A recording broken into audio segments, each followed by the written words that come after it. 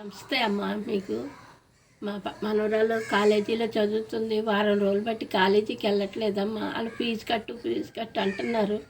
పాప ఏడుస్తుందమ్మా. నేనంటే కట్టలేకపోతున్నాను. పోయిన సంవత్సరం మీరే కట్టారు. ఈ సంవత్సరం కూడా కొంచెం డొనేషన్ చేయమని అడుగుతున్నాను తల్లి. నాకు ఆపరేషన్ అయ్యింది. నేను అసలు ఏమీ చేయలేకపోతున్నానమ్మా.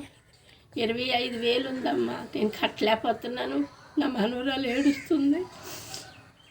దానికోసమని మిమ్మల్ని అడుగుతున్నాను తల్లి. మీ దయ ఉండి నా మనవరాలకు సాయం చేయమని అడుగుతున్నాను తల్లి. వందనాలు. హాయ్ మ్యామ్, దిస్ ఇస్ సంకీర్తన.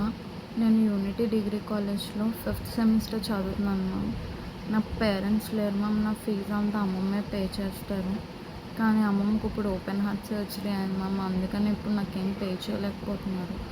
ముందుసారి కూడా నాకు మీరే హెల్ప్ చేశారు మ్యామ్. 4th సెమిస్టర్కి నాకు 8.18 స్కోర్ వచ్చింది మ్యామ్.